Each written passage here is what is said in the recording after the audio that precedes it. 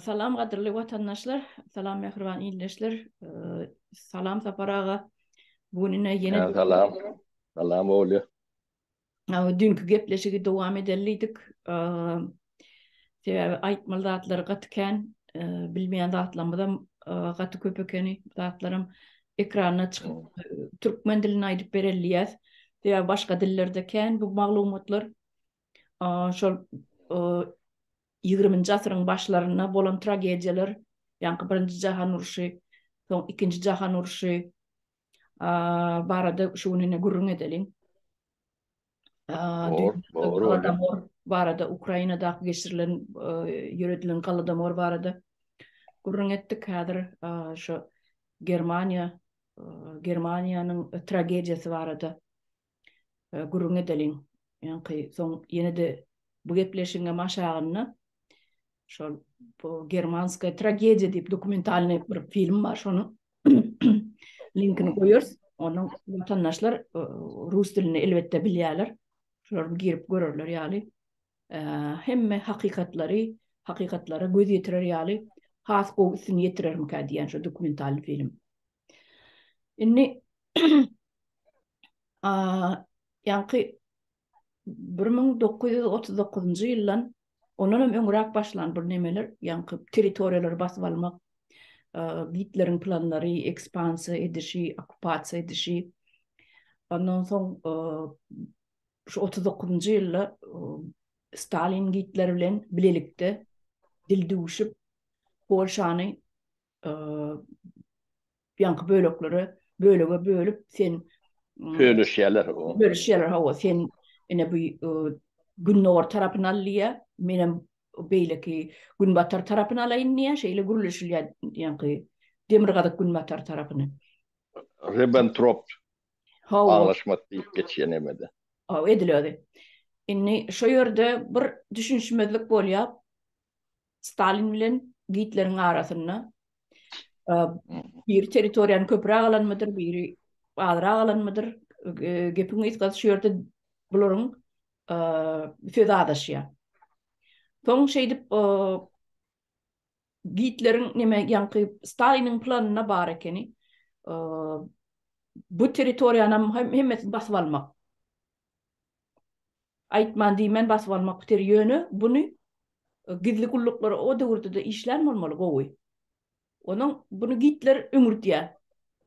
Hitler öňürtýärde 22-nji iýunyny 1941-nji ýylda daňdan 4-de Sowet Soýunyň üstüne çözýär.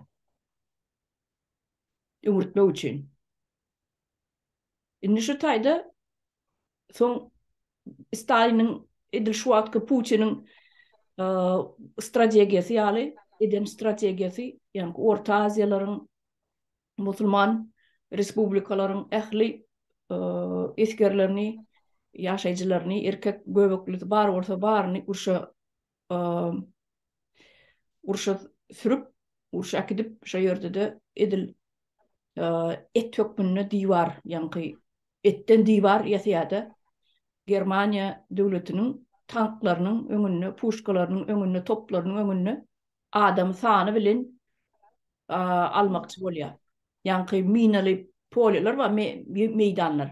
Şo minaly poliýalarda adamlary sürüp, ondan soň şolaň Germaniýa döwletiniň ok ýaragyny şeýdip nime diýär, istribit edýär, azaltýar, ýoklaýar. Ondan şol soň nime tölemeli ýanky pasobiýalary bar. Ölene, yitene, maşgalasyna ýene şonu tölemedlik üçinem bezvesti propavşy diýip ýürüýte yglan edilýär. Köp adamlar ýyna gaýdyp gelmedik. Jaýlanan ýer belli däl. Men kakamyň dogony Klimov etanaman ýa-da şu adna daklan bir imimiz bardy. Şoda urşa gidip bezvesti propavşy diýip demetdiler-de. Soň perestroykadan soň jaýlanan ýeriniň Petr neme Leningradyň töwereklerine düňni anykladyk da. O da gaty toşunam däl, ýani şeýler hep neme. O hiç ýyly pasobiýa da ýok. O ýani bezis propavşidik diye şey. Hawa. Bağışlı oğlu meditetin bölüm onu men yani sollu deme telefonun demeden ırgılaya o. Yani o oturmalı poda ödleyen onun başaramak. Dersin geçirirsin. Ya yani yok. Inni yankın devam etsek. Milyonlap Sovet Soyuzu'nun ähli respublikalarından ölün adamların sany şu mahallar 22 milyon diýerler. Ýöne ol 22 milyonun has köpeken tapara. Inni üstaçylya 30 milyon diýip aýdýarlar. 30 milyon. Hmm. O mahal o döwürde 1941-nji ýylda 42-nji ýylda onça nasileniýe beýleki ýanky Soýuz respublikalaryna onça millet ýokdy. Bolsa 8 milyon, 6 milyon şu töwerekler bardy. Her respublikada. Ýöne Türkmenistanda has azyrça döwür. Bolsa Bir Türkmenistan yarım birinci köde ýylda vuruktur vurmalı. o 1,5 milyon, Her geçen ya yetmeyen bolmagy mümkün milyon. Milyon töwerekleri. 1 milyon 100 bilen 1 milyon 400 aralykda bolmaly. Hmm. Onun şonun 330 min 30 min 350 min mi? Bizim yankı Türkmenistan'dan giden Urşa gidenler Eskerler. 350 min töwerek bolmaly. 30% de. Ha, olam 30% de. kalanam ayal çağa garry. Kalany. Gaty kendat 1 milyon 200 artı çalamada 1 milyon 200 adamın 350 minini ayırsaň o taýda bir 30%, 33% töwerek bolýardy. Yo. Gaty kendat ýa-da gaty kendat. Kän ol ya onu sen aktif nemetni al yani garry urtyn alan ok çağany alan ok. Yani aktif uruş bilen gatlaw bolýar da. Oňam şolong 100% ipdi diýseň bolýar da. Hawa. Inni yankı inni 41 inni 45-nji ýyla gelsek gaty bir gyzykly zatlar bolup geçenler şu bir 41-nji ýylyň 45-nji ýyla çenni blokada diýip ýanky Leningradska blokada diýip aýdylýar, gurrun edilýär. Ýöne şu ýerde bir gidli sırlar bolup geçen. Hakykatda Hitler basyp alýar diýip düşünýär.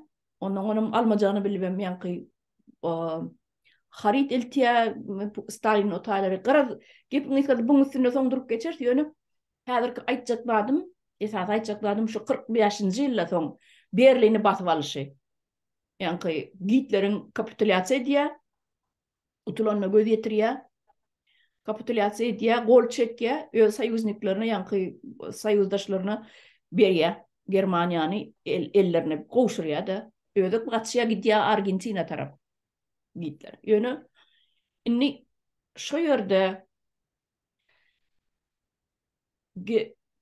Stalin Sovet Soýuzy basyp alan soň ýanky Wastoçny tarapyny, Günnowar tarapyny basyp alýar da Germaniýanyň. Ýanky Berlin tarapyny, aňyrky demir gazyk neme tarapy Zapatny tarapy, Günbatar tarapy. Onu adjelli respublika ýalyk bolup galýar. Ýöne ikisi düp ötür iki tane aýratyn bir respublika ýalyk bolup galýar. Köp ýyllaň dowamynda. Köp ýyllaň dowamynda. Onu görýär bakýar. Ýanky aňyrky Zapatny tarapy bar, Günbatar tarapy. Gün ösýär. Feýa Amerika bolara kömek etdi, pul berýär, ösdürdi, gyska batyň içine. Marshall programmasy ýaýradyldy da, ýakly deme. He. Onun günügellik içinde ösdüler, gyskajyk batyň içine 5-10 ýylyň içinde eýýäm gaty aýlyklary ýokaryp galdy bulan. Ulan ýan tehnikalary üýtgeşip Ýewropeýski hemme zatlary, münýän maşinalary, gymmat gowy maşinalary, soňky döwrüň maşinalary. Bu tarapy Staliniň basyp alan tarapy ýanky Germaniýanyň beýleki bölegi, Günbatar, Gündowar bölegi. Şol Sovet Soýuzynyň metodlary bilen şol Sovet Soýuzynyň beýleki Soýuz respublikalary nähili feredýan bolsa, nähili basyp alan bolsa, nähili ýagdaýda ösdürýän bolsa, şo bölegim Germaniýanyň şo bölegim edir şo bir respublikalaryň bir ýalak bolup galdy da köp ýylyň dowamynda. Tä 70-nji ýyllaryň içinde. Inni Şu yerde dören kapma karşılıklar var. Yani iki tane aydalı iki bölük Germaniyanın arasında biri Geder, biri Ferge. Yadınız şey olsa Ferge diyediler, biri Geder diyediler. Şeyler mi? Ben biliyorum. O. Ha, onun bir menine tanıyanlarımın içinde de şol Germaniyanın yankı Sovet Soyuzu'nun aslındaki bölüğü ve kol aslındaki bölüğünde kulluk eden bizim katı köp bizim Türkmenistan'ın ofisörler kulluk ediyorlar. O eskerler kulluk ediyor 2 yıl. Men uldoğunum aman Greenfield 68. yıl demede de Gıdayır'da de kulluğu ediyetler. Onun son Vengriya demesi sabitiyesi olunur. Vengriya demesi ayaklanması değil de 68. yıl şonlar şu Germanya'daki nemeler şu tayfa divertirler de. Şonu kulluğu ediyetler. bir katı mengeş zat var da ştayda. Şu Germanya'nı bir bölümünü basıp alanına öz adamlarını koyuyor Stalin. Baş tutan edip öz adamlarını koyuyor. Näme diýse Stalin'in diýerine de oturuyor. Şonça ýyllabam, näçe ýyl şol golasyna saklamazy, şonça ýyllabam ösdürmedi şo bölüğünü, Germaniýanyň şo bölüğünü.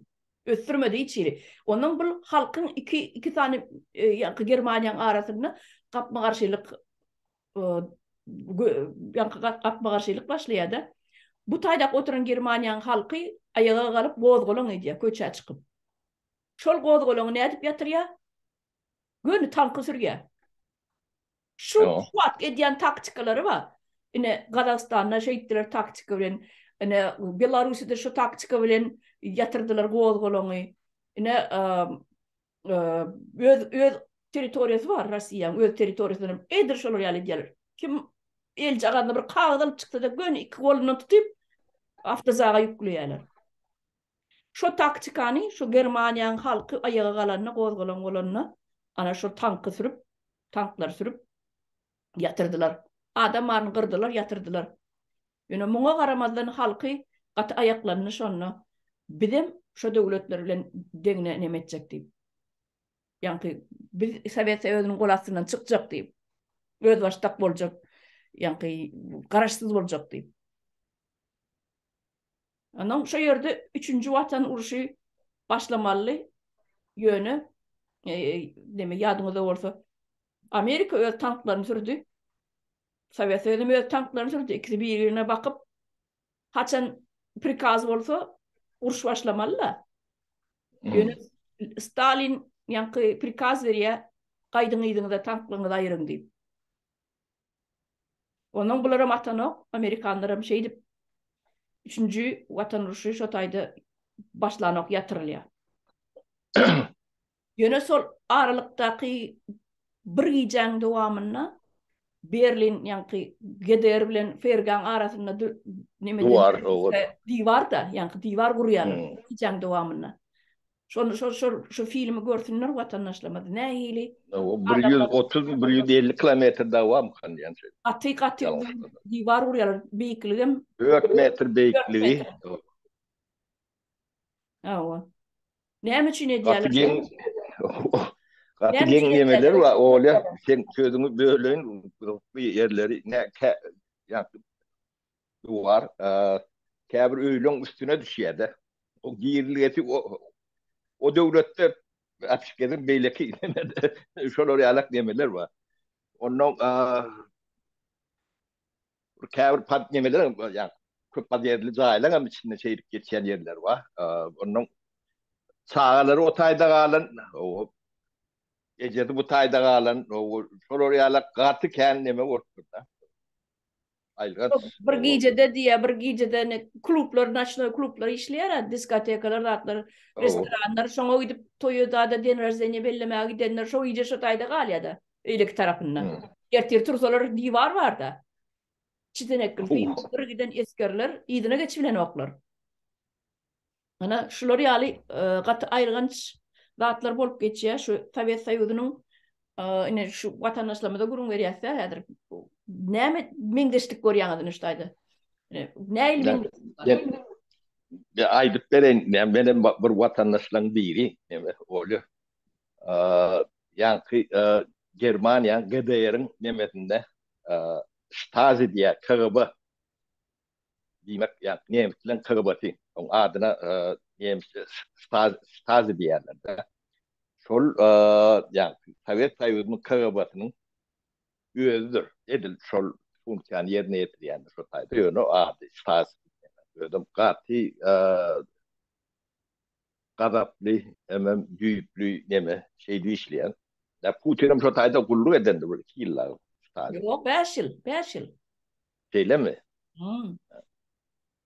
Yine yankı KGB diyen dağın demediğini düşünmeyen düşüne diyenler şu işlerin hem mecetini yani kontrolü gederen geder değil ya da şu Germanya'nın yani, Sovet Soyutu'na kalan nemesinin içindeki siyasetı onun şuurçuluğu dana sitilsvani hem mecetini şolar urşuyalar da şoların kontrol ediyorlar. Berlin divarı yıkılyansa ne Nemitlerim bizim yemeğimiz yağlık problemani görün onun lüstratse diyorlar. Yani lüstratse diyen meseleler nirelerden gelip çıkıyor. Sebebi şu Stasi'ni doğru nemedenni, nerede işleyenni, kimleri şu yemeğin işin içine çekeni, nerede çekilenni, adamlar ödünü nerede alıp var yani, bunları ne hilek yani beyin yıkalayanni, şu dağıtlara düşünmeyen gederini yani değil ki yani Zapad Germanya'ya alak edip olmayacağını düşünüyorlar. Böyle şunu edenlerine de şuna çenli Западный Германия bilen yani Восточный Germania, Восточный illerden Sovet Soyutu'na kalan devletinin arasında yer bilen gök yalak tapavut vardır. Adamların mentalitetine de şunun alaktır. Yaşayış, durmuş obrudunda da iyice dünya olan karayışlarım şunun alaktır. Bir netille, yarım netille yani ütkak giden o kendine. Bu lüstratsa deyip yani boş yere bunu yani, keyfimi tutan için yani da bir değil söz şunu ulanolu tiyatra düşün neme ulanımız yok bu gerwayistır katı gereklidir hükmanıdır onsuz ne postsovet yani men orta yana malmayın postsovet devletleri geleceğini kurşap bildirmediler. Tevavi bu KGB diyen kuruluş önkü Ort Paçan nemesinin devamıdır. Bunu siz yani bunlar Amerikan açandır demet görme. Bunlar bizim yani olasın nemen buğuluna törüne senin girendir. Kamaşkaların içinde kakası çok nemesidir. Volün yönü sağlar bilyenim der. Bu soruları yalak yaklaylarım ne kan çıkarır. Onun işleyiş prensipleri ortaya çıkar. Yani şolardan bizim her bilyenlerimiz var. Temel adı bilip demediğimiz o. Şu devamlı raport yazıyandırlar şolun zerbavad eden nemesi. Onun köplünç şantaj bile ne diyorlar? Pul bile korkutup ediyorlar. Yine şoğa mengeş nemeler vardır. Yani onları işleyen bir güvünlü, nemeli, keyfine işlep görünüm.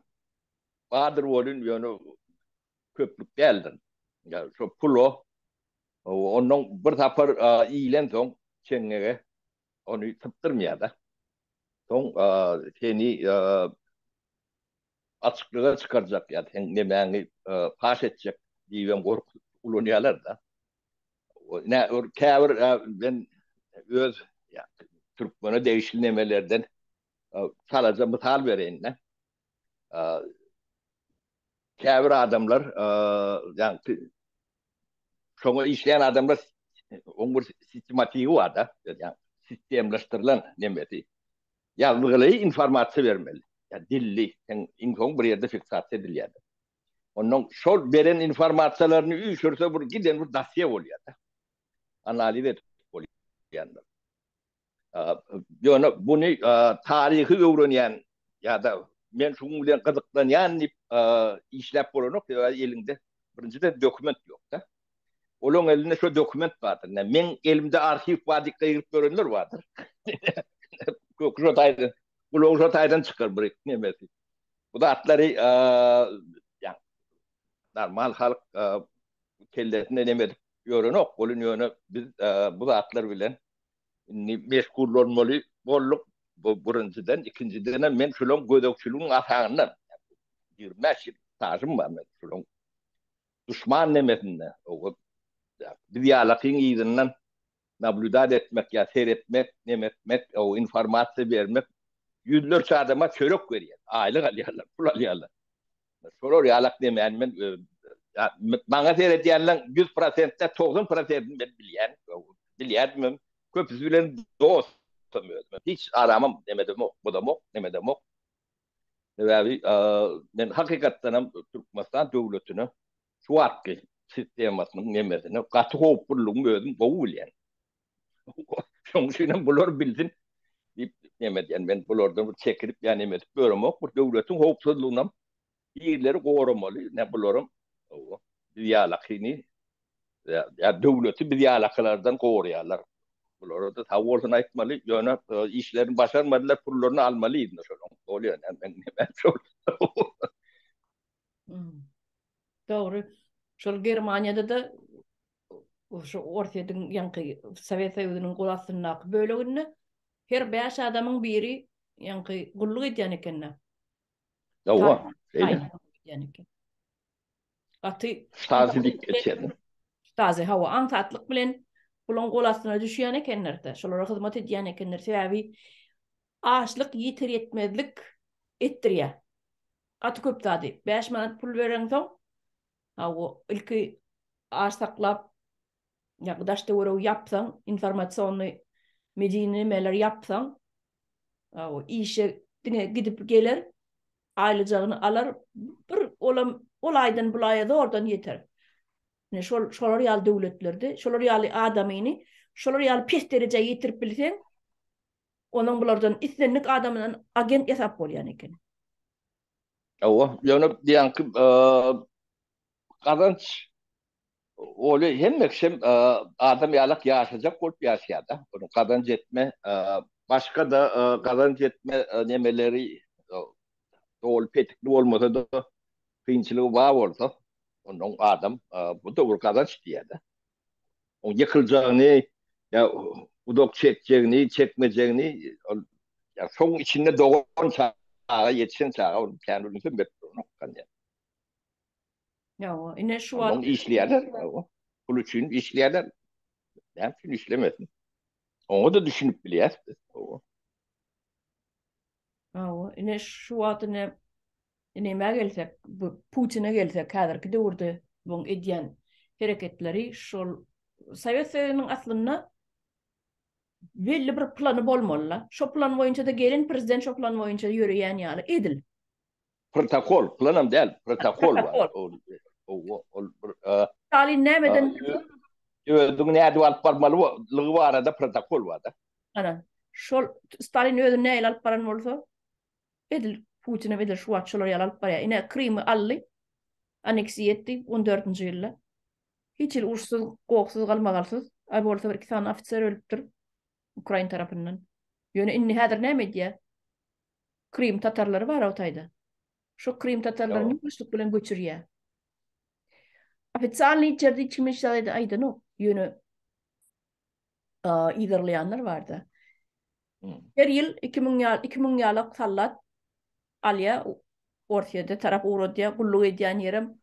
O Dalni Vostok yine Sibir neme tarafları ya ne Novgorodsk oblast var o taylar tarafı onun şu 2 yılla şoları mazgısını yuyadı. Yaş olanı 18 yaşlı olanı. Ne bu Üstesine de Şubat 155 tane adamını politik näme diýilýär onu polit zaključony diýip basypdyrlar. Basýarlar. Şubat danyny biremi bolan waka. Indi bularda oňaly günä de ýok. Yasama ýöne patologdan alyp yasalyp potansiyelli demesi var, yani düşüncesi vardır. Demesi vardır. Olar näme? Biznesmenler, ýanky birazcık pul bar adamlar, kellesi işleyen adamlar, taýlap, şonuň 155 santyny häzir iş gozgapdyrlar, ýyl ketipdirler. Olara menni häzir türme bastyrlar. Indi bu Zelenski näme diýär? Şoňa ýürüýte prikaz çykarýar. Ukraina Krym'ı ýygyna gaýtaryp alan wagtynda şolaryň hiç ýyly rasledowanja geçirmesiz boşatmalar edipdir.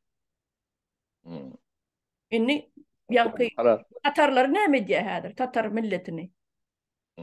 Orsiýetden alyp şol Krym'y basyp alaly we Orsiýetiň öz Rus milletlerini 600 000 santyny göçürüp getirýär. Indi men şu ýazyp aldym, şonu men şudy okap bereyim. Ya Krym'ı göçürüp getirýärler. Krym'yň şu wagt Krym'y abrabot edip ýör. Orçça aýdymda. Abrabot edip ýanky Orslaşdırıp ýörler. Yerini boşadyp, yerini orslardan ne olur ya? Tatarlar ayrıya, yerini orslar getirýär. Başga aýdymda. Men onu abrabotka diýip aýdýan. Arasalaýyş işler geçirýär. Eşdaýda esasanam ýaşlardan gorkýar, howply görýär diýip ýatypdyrna. Ýanky Putin howply görýär ýaşlar, tatar ýaşlaryny. Şolary ýok edýär. Onun ýanky gullu diýip äkidýän ýeri şu Dalny Vostok töwereklerine äkidýän eken.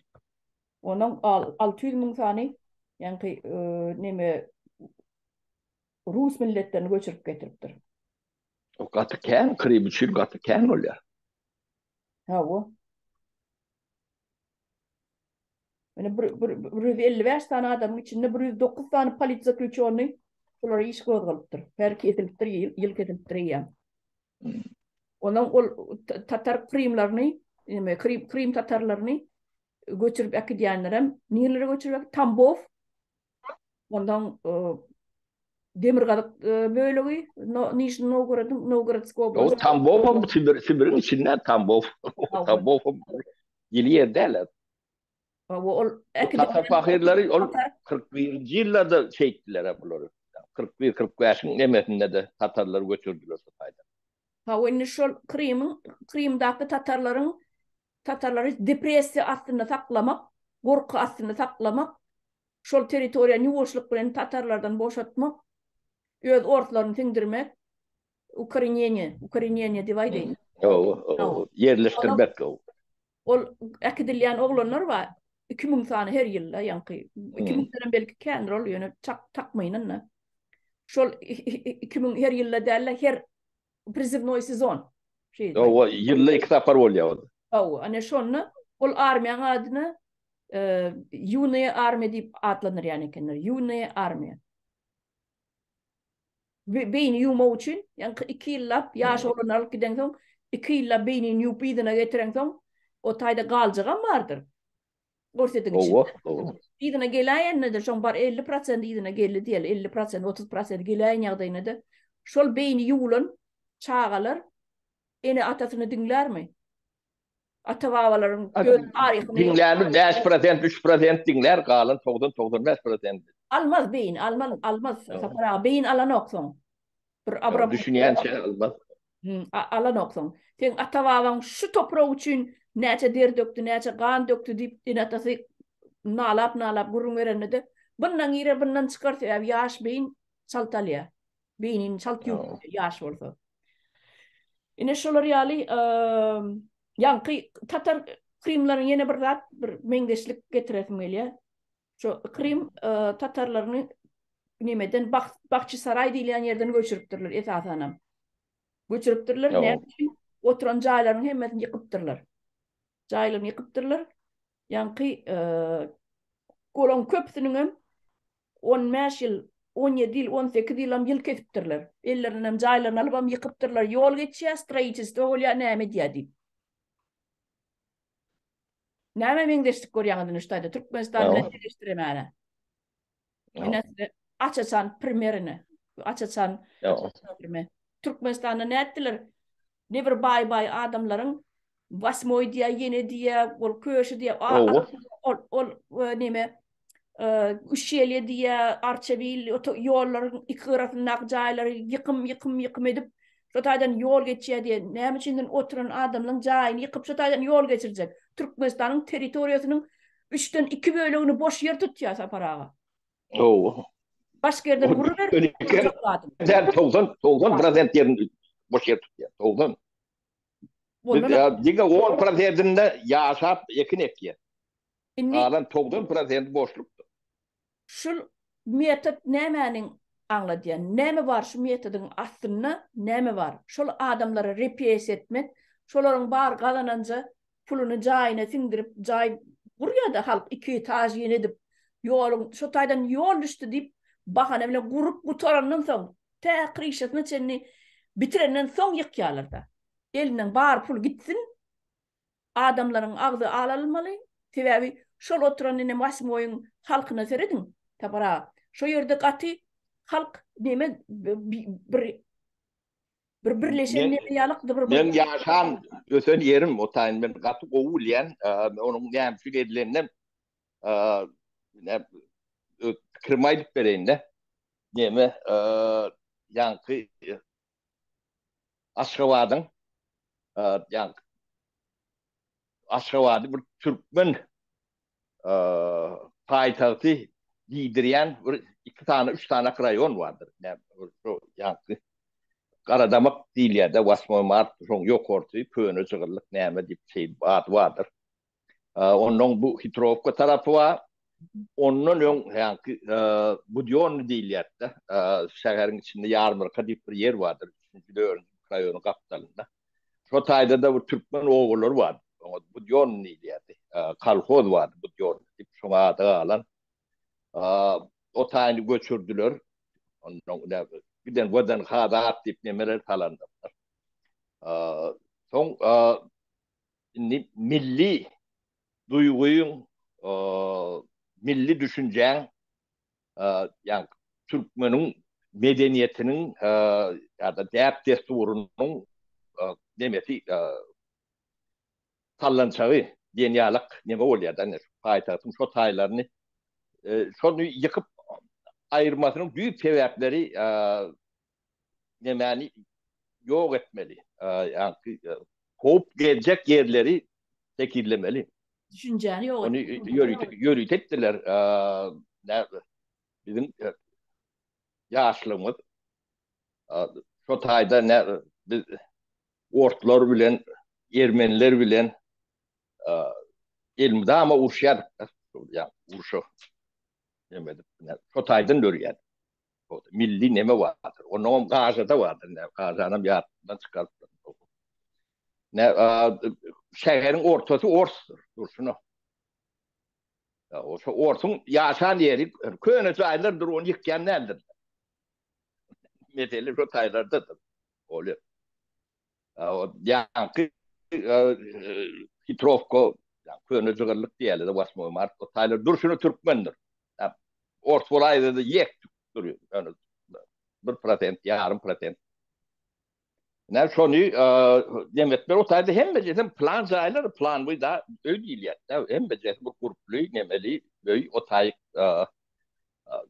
yıkma gerektiren hiç şart yok.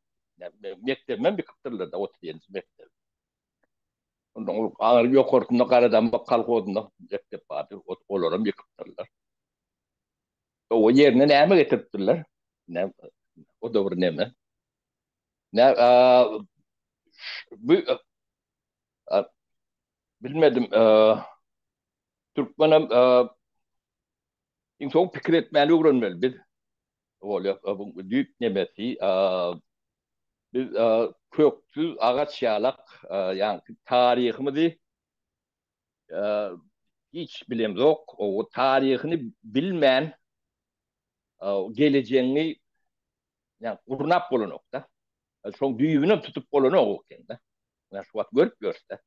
Biz yaka tarih neme değil, dilimizden bilem yok da. O dilimizden näýlek demetdirler, men demedýän zadım, Türkmenistan'ın televizyonesi habar iklendik näme berýän bolsalar, şonu diňleýän de käse. Onun saniýan şular näçe söz uzunýar. Ben 49 sözden ýokaryp geçirip bilmedim. O 49 ya 50 ba 70 ekenne. Şoň bilen sen jemgyýete bir pikir, akıl, düşünje berip bolurmy? Bu birinci soru. Ondan şu yani toplumun içinde gürleşilen neme bizim döwrümizden yer bilen gök galakda. Men gulağım ketýär şolong nemesi bir yelhenç. Men üçin bir ýöne gaty näme bilen ýugony şu çorbasy diýil ýa-da. Şonda alak bir neme bar. O taýda hiç sap yani akla değişli hiç sap çykmajagy görünüp durdy. Ne şu dil bilen yani 49 50 sözlü dil bilen kitap ýerýän ekenler. Ona gördüm. Bir kunlap ekranyň arasynda şonu aptırda etdik de. O siz bu milletin üstüne näýlek eksperiment geçirýän? Biri geçirýän orada olur, biri olur. Daşynlar elýän adamlar. Siz Türkmen onu çok kitap ýazan doktorskiň oratdyr. Näme? Şol adam. Onu bir içine seyredip okak demedik görün. Gördüm üniversitede, institutta kafedraya alıp olup lekte verip görün adam.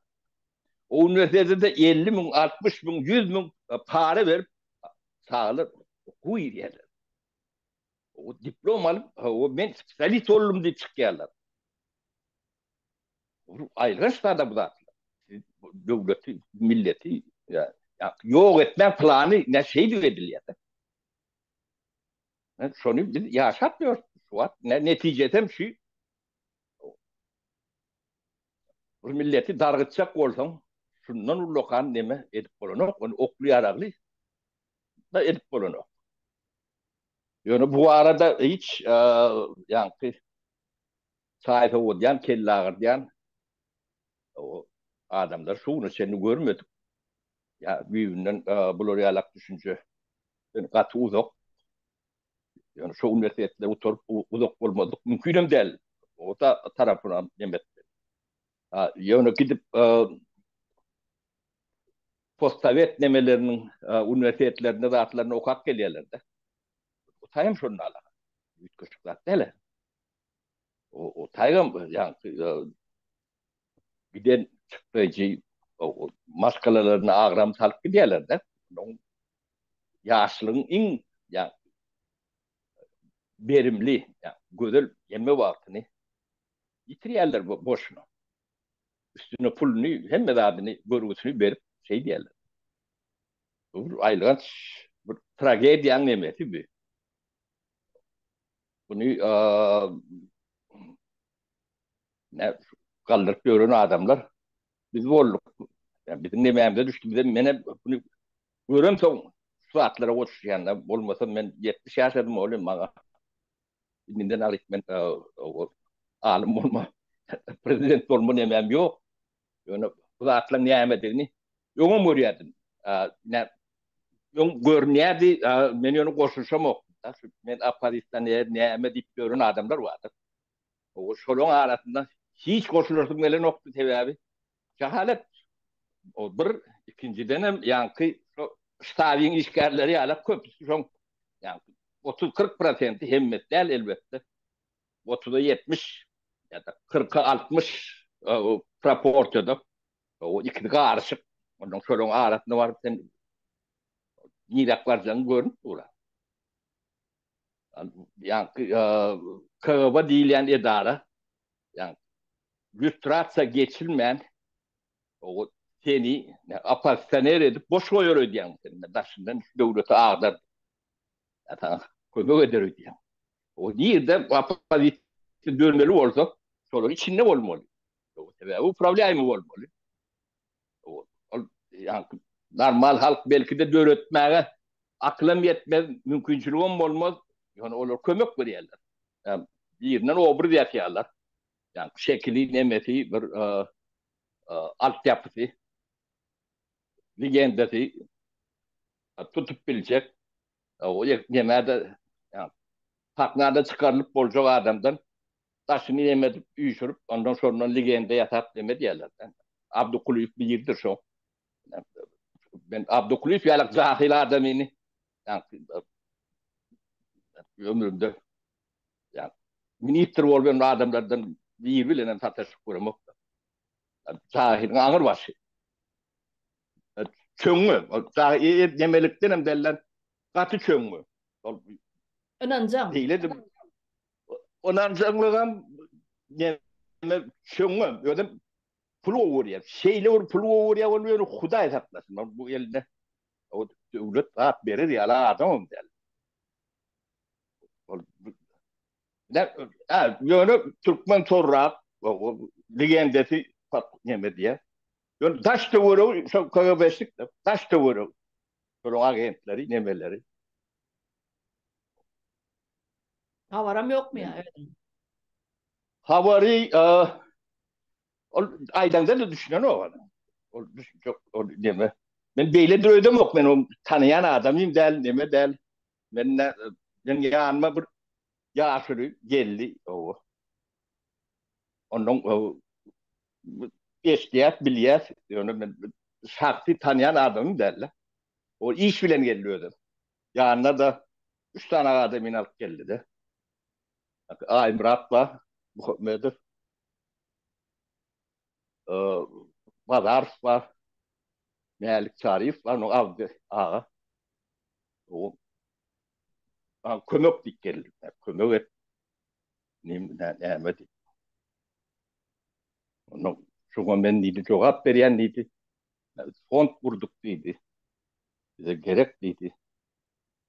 Şu başlaması için önemli. O ben oraya şulluydım. Ben o avdağın yok görün adamım değil. Birinci sapar. Oraya şulluydım. O biz kurun onu. Yetip bile dedik hiç. Yemesi yok. Ne? Dünya kurunu verdik. 2,5 milyon olur. Şu vardı 2,5 milyon gödüğünü getirip var oluyor. Tamam. Onun şopul bilen bir topar oğlanı mavi ay Murat ya Muhammed oğlunun koşarlı garaj var. Yine de. Yönü özünü bir kısalık çağıyal yani. Ne mi diyorlar? Bu da atlar benim işim yok. Ben de sonra pul veren adam da. Ben Moskva'da çağım yok. O çağımın Almanya aklım yetin o Moskva'da. Çağıyal da evet ben. Yön şoları yalak demedi kapken bu. Ben onun şuları yalak adam bilen iş edip olur mu? O son start gelen dedi. Pul soruyor da. O. Dedim abda ne böyle burada bir adam oturuyor. Ben aparitlerine diyenden tekden prezentasyon içinde kalmıyor da var.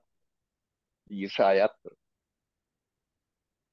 O, ben sana dedim pulu verdim diye. Ne ettin sonra dedim. Son hatanı verebilecek dedim. Da adam o bir dedim. İkinci pulu ne edecek? O, ne bir işletecek? Ne daha pul verdik de. O, cevap ver bilmedi. Yönü dedim. Ne ustayda iki tane yaşlı oturuyor. Avda oturuyor. Onun nazar toyluğu hiç oturuyor. İkinciden dedim. Ben prezident bolacak geldiğin dedim. 6 ayda dedim sonra dedim topun atalım. Bir adamım varmış orada. Ne dedim şayet var dedim. Ne halmra dağıdın zor yani. Yok aydıp bilmediler. Yer sırmaya oturuyorlar. Onunla dedim oyununu başka yerde edersin. Ne ben olmaz.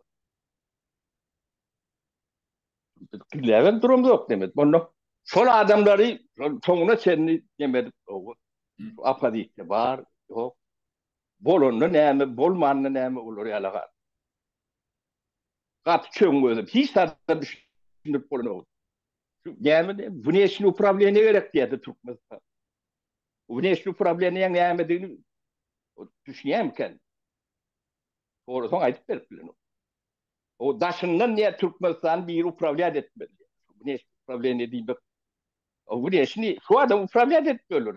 Внешнее управление. Şol ya da häzirim şol O ýöre häzirim. Onuň näme näme gerek kalma. Nemede Moskva'da yaşap ýör. Ya işleşip ýör. Daş töwründe adamlar görüňdi. Onuň abdagan kimdigini şondan çıkaraýmalla. Yani Hakan Berdiýew diýen. Men işgärim. Moskvadaky şirketimde ornatar. KGB SSR'in mayordu şu var. Son polkovnik adam bolandy. Hakan Berdiýew diýerler. İşe men özüm aldım. Onuň Mälik Çarif diýer. Bizim şu Mälik Çarif'in demesinde ofisinde bir tane odan kreliyet. Onuň abdagan botlarynyň biri şu mahkema şenlik diýen var ya. Ne diýerim şol. O Aýtsa para Onuň seyret daşynda näçe adam bar şu. bu tany kesäýärsiň. Mene güldürdüňiz. O. Kesmedi hem adamlar bilsin bu zatlar yani bunu digin değil dedik ya burada da demetsek bolýarlar da. Inni ýygyny dowam edeýin. Soň oň ýanyna kömekçi edip çawşy iýerdiler. Göl tapary. 90-njy ýyl şo bardyr ýanyna şo bar. Tüz gerek adam oýup. O. Onuň çawşdan soň seviş bar ene. Geç dakikaly bar. O. Onuň ýene de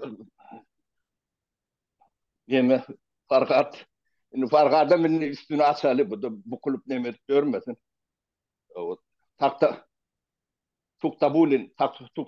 Taktabulin men şu familiýet ne mudam nemeden Farhat. Farid Tukpatulin. Şo var. Onuň Safronov var.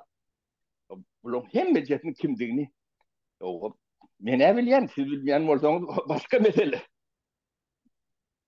O Onuň ýene de bir näme Mamedow diýip bir bar Krasnoyarsk tarapdan ýurist bolup näme boldum diýip. Bu adamdan hemme jetini köküne çenli niýdenligini men atma bolýan. Onuň men şolaň arasynda bar näme men revolýusiýa diýdim. O galan 70% var. Galan onun daşyny bir topar adamlar. Olar arasynda bolanda da barjak yerini belli de. İş edip bolmaz awa. Yok hiç adam. Şol adam. Yani kıvan işleyiş miyetidir şunlar. Şeyli olmalı. Ben özüm kıvada oturun oldum. Ben apadikten içine 30% salıp bilmesem 20% adamıyım salmalı. Özüm. Hem becerini başarıp bildiğince de yokarı nemede olur yala etme. Evet, şunu ben upravliyat etmez. Devlet topsuzluk nemen funksiyonu şol, borcu şol. Rejim koruyacak, orada şey etmeli. Başka sedip olur ne var? O içinde adamın olmalı. Onun için hem de da yani aklın yetip duran olmalı. O ben agent ya ben değer onu bir de düşünürüm sonra düşünürüm. Değerler ne emedin mi ya? Buna neme prostaya aritmetika. 2 4. Düşük. O bizim düşünýänimiz o tarapym milya, bu tarapym milya. Ondan soň rakda durýarlar da. Ne suat ne adatlyk radiýasy. Alyp görüň da. Soň bir ýa Türkmenistanyň demesiň filialy ýalar işleýär da. Amerikadan maliýeleşdirilýär. Ne soň şinde ne suat ne bizim dememiz adymy tutulýan beýle. Ýok. Ýöne yani başka kim men aktivitenin oldu hem de bir tapar çıkandı.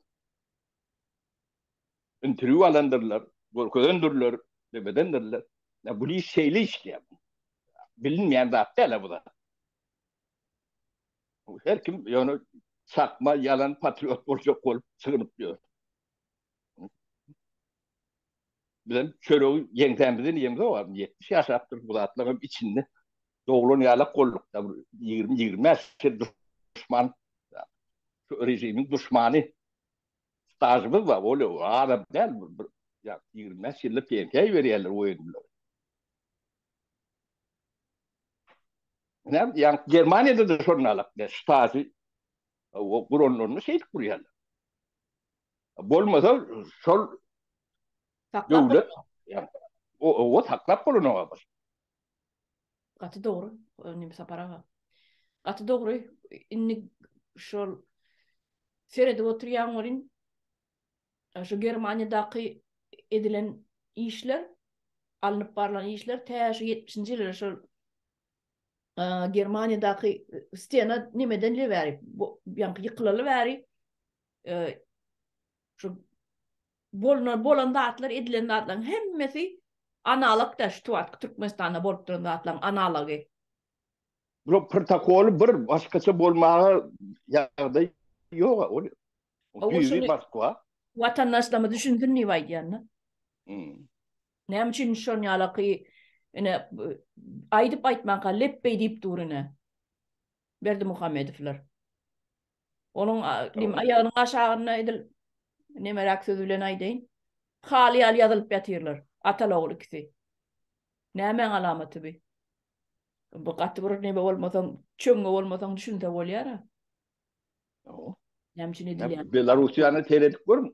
Ana? Lukashenko Lukashenko. gidecek orada da gidip bilmiyor. Oradan tıpacak orada da bilmiyor. Boynunna kalın aşağınik var boynunna. O. Ha o. Ana kaptalına makeyi öldürdüler ha. Sovyet. O. Ne için Öyle mi ettiler diyorlar? onu? Ne için ettiler? O. Terkel veriyor. Terkelçilik veriyor. Ha, başka ya. Tabii gizli gizli zapat bilen kuruluş yani kendine. Gün vatar bilen. O. Ana paskel ya. Enni Lukashenko da Putin men baryan neyse men yaram ok diyemsin. Gelme deyip. Getirmeyecek Barıptır onu böyle. da. Onu da barıptır. Aber kuna getirmen röyden. Men yaram ok diye. Ne şon yali. Neme. Sapara şu bugünkü gurrumuzu yürüyte şu Germanya'nın tragediyası var adı.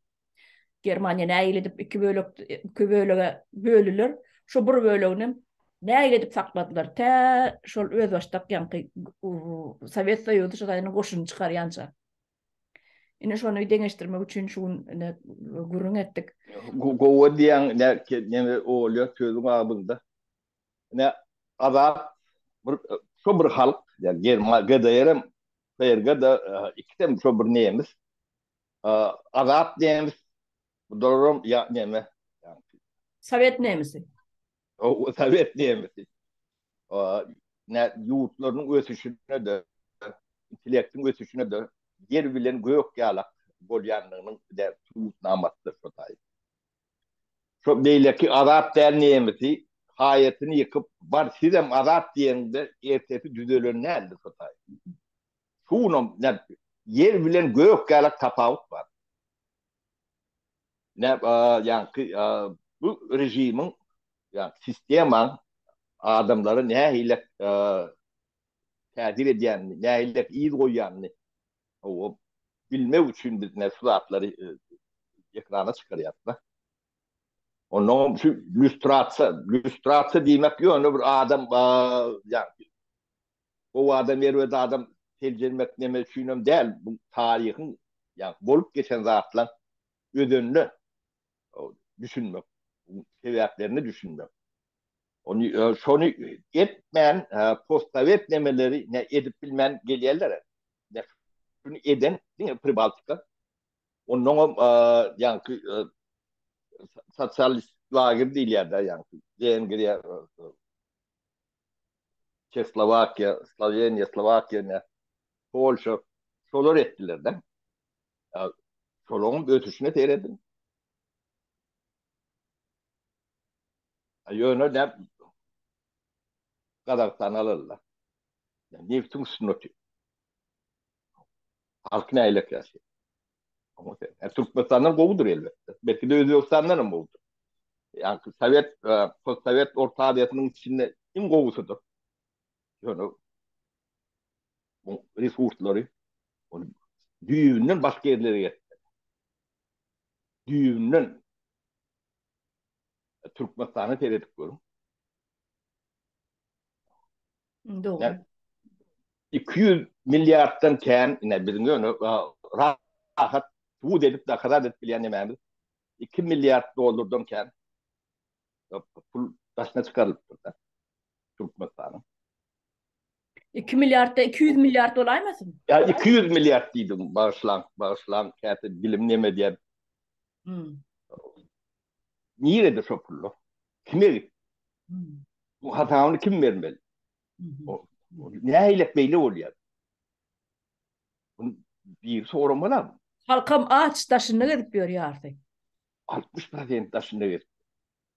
Yine Türkiye'de Türkmenler Şiirlerden kən köpek. Resminemeler, yani kaydedilenler değil ya da. Düşünüyorum Şiir'de uç idi. Türkmenistan'a uçum yok. Parahatçılık. Oo. Demek Covid'im yok. Soluncuk var. Oryantat yönü şu. Bu adamın aklarları yarattılar. O size de bunu düşündürme de gereken hem de abi öyle düşünüp de. Hı hı. Ne ile oluyor? Adamın Bizim ölümüm gününden arttı ya. o İlla ki ölüm. saniyanım yok. Adam öldü ölmedi diğeri keser. O da atlar bilen hiç kimin işem yok. Bravo. O gündeme de çıkan o. Sen 30 yıllar televizyondan o 50 sözlü e, cümle vurup sözlem vurup o halka getirip dursam bu halkın beynisi nedir işte? Gözünü getirip durma bu yaşın ediyen de artık atıyor ayrılırsa o internetin yap. Şunu çenini yap. Bu ne yap?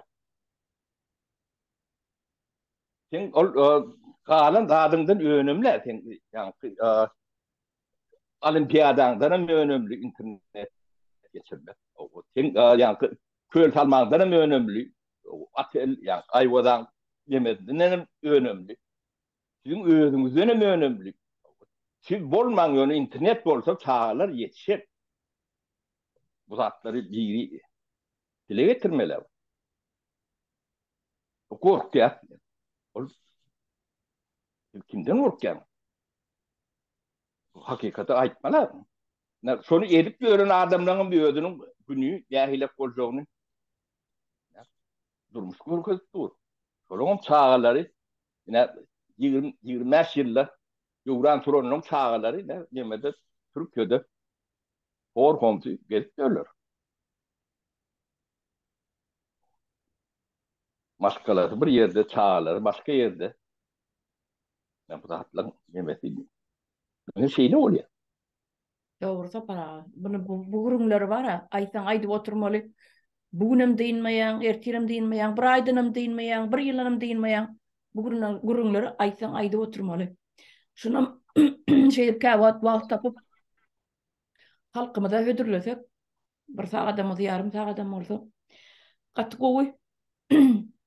Şöyle kovu olurdu. Ah, Ya biz gücümüzün yettiğinden o dilimizin aylanışından o bizim kültürümüze göre bunu yediye yönü yaşayacak insanı halk yani milletin geleceği e, suratları bilmeye gönlü indeksli. Yani şunu, tarihi demeyeni bilmeyen geçenini, dünkü geçenini ya da ters bilen ortam yine misal için o yine 30 yıl yalanın üstünde yaşayanlar da ne şu yalan sözler, yalan emeler e, bir yerlerde ne haberler verip dur, televizyonda yalan aydırıp dur, o gazetelerde yalan emeler yani tarih kalanlar ofisal resmi nemelerden e, ayrılanlardan uğralp ediliyorlar. O, o da yalan olsa 50 yıllar yani yalan öğrenen adamlar yalan bilen apeliyor etmeli. Ne bu devlet tarafım var. Yalan sözlümen katı yer verdiğini Bulara propagandatını yapıyorlar yalanım. Yani ben kabir nemetin dinleyen de. Bu da göz görtülü. Yonu kayan ayıttı da. 30'da 40, 30'da 70, 40'a 60 deyip yani metotlar var da. Yani propaganda metotları. Son 70% doğru. 30% sonra gerek tatlar. Onun bu doğru olsa, bu da doğru kendi kabul ediyor da. Yudiya.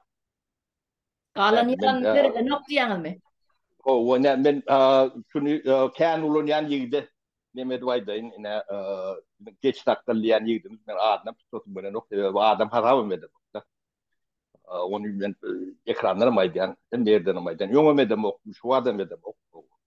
Yine bu arada bir çun neme oldu da son ya 25 daya vardı buldum etkiyer onu bana değişilme yani aydayından ben iyilde değişilme işim yok. Ne ayda o taparın kakası bakşağı oğu. Ben kakın bakşağı da doğu. Ondan devlette işlenmeydi. Şeyh Murad'ın kakası bile dost diye. O doğru dost. Ön dönem dost. Şeyh Murad gerçekten dost. Tanıyarlar. Yönü diye Şulon diye bakşağı da diye devlette kağıbada işlenmiyor. Şeyh Murad'ın kağıbada işlenmiyor. O Şeyh Murad'ın kakasının kağıbada işlenmiyor.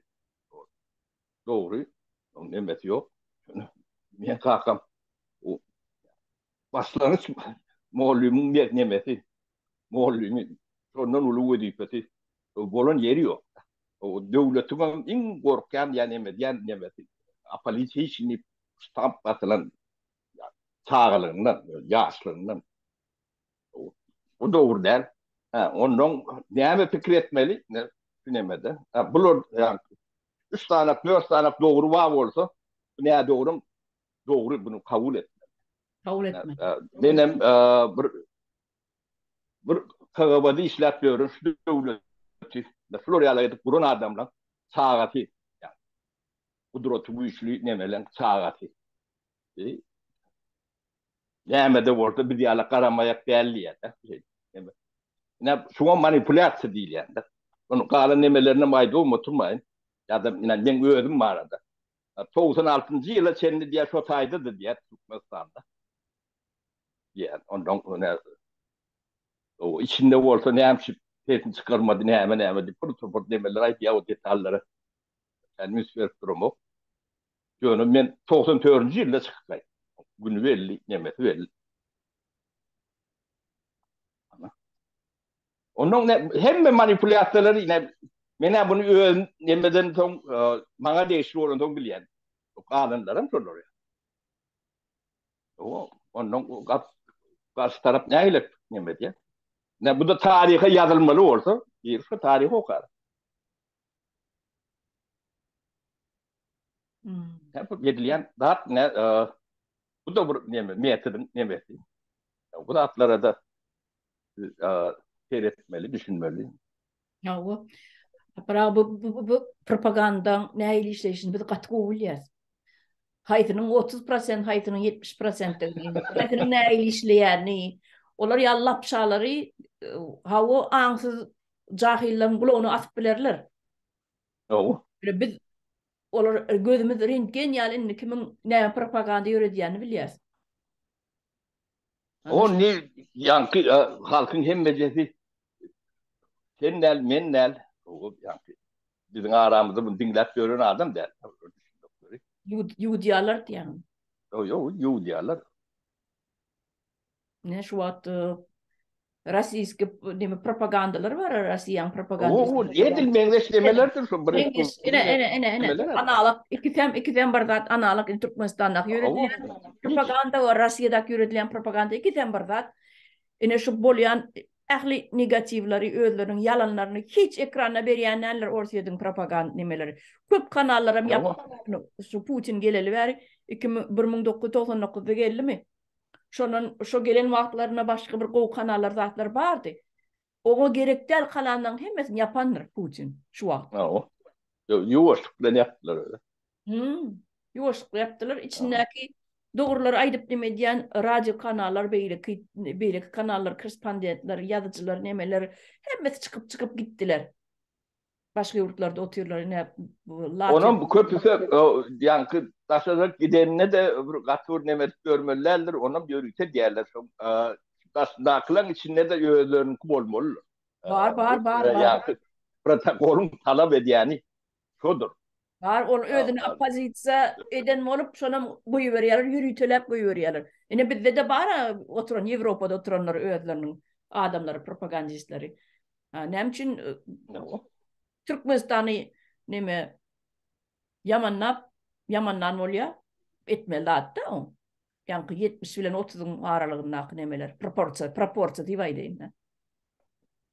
Neçerak prosentini onun alıp veriyor. Bundan neçe prosent alıp veriyor. Şey diyorum halka imitlendirip oturuyorlar. Halkam yudu oturuyor. Ama birazcık analiz etsen üst açılıp dur avlatlam. Neçe kakelet de. Yönü birini şunu halka düşünür. onu bunları gürletmeli. Bunun dilleri bilen şolatlar hem mecelinin üstünü asar yala etmeli.